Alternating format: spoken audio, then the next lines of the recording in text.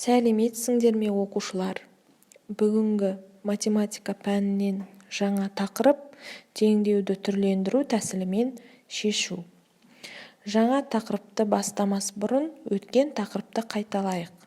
Өткен тақырыпта біз санды және әріпті өрнектерді түрлендірдік. Мысалы, 10а көбейту 3 тең жақшаның ішіне 10 көбейту 3 сыртына а тең 30а. Қайталау. 5 көбейту x тең 5x-қа. 17 көбейту y тең 17y-қа. 15a тең 15 көбейту a-ға. 45x тең 45 көбейту x-ке. Жаңа тақырып. Теңдеуді түрлендіру арқылы шығаруды үйренесің. Мысалы, 5x қосу 2x тең 49. Енді біз теңдеудің сол жағын түрлендіреміз. Сол жағы дегені 5x қосу 2x. 5-ке 2 қосқанда неше?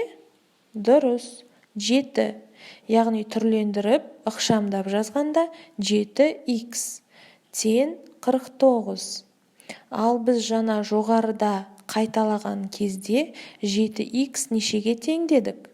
Дұрыс, 7x делінсе, яғни 7 көбейту x-қа тең. Біз солай жаздық. 7 көбейту x тең 49. Бұл жай теңдеу. Енді осы жай теңдеуді біз бәріміз шығаруды білеміз. Жай теңдеуде көбейту тұрғандықтан біз оны бөлумен мәнін x-ті табамыз. X тең 49 бөлу 7. X тең 7.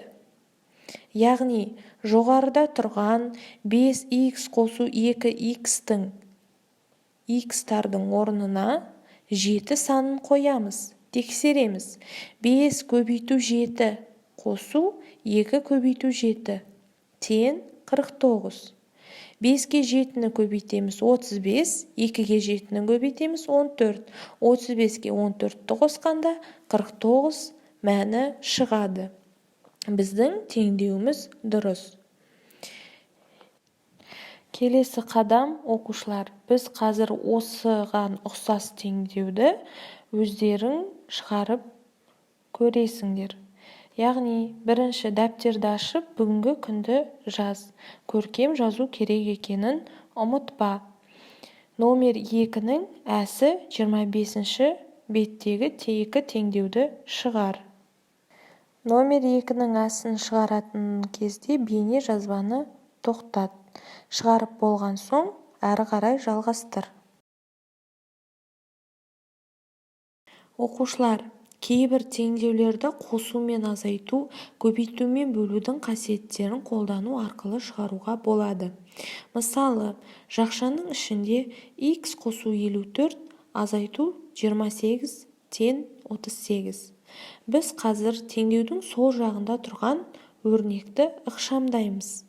Ол үшін жақшаларды аламыз. Яғни, x қосу 54, азайту 28 тең 38. Біз бұл жерде қалай ықшамдадық? Яғни 54-тен 28-ді азайтқанда 26 болады. Күрделі теңдеуді жай теңдеуге айналдырдық. X қосу 26 тең 38. Бұл жай теңдеу. Осы жай теңдеуді шығаруды бәріміз білеміз.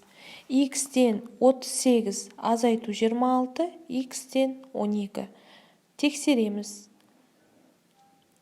12 қосу 54 жақшаның ішінде азайту 28 тең 38. Оқушылар, енді бейне жазбаны тоқтатып, төмендегі тапсырмаларды орында. Номер 5-тің 2 теңдеуі берілген. Тек қана осы 2 теңдеуді ғана шығарып орындаймыз.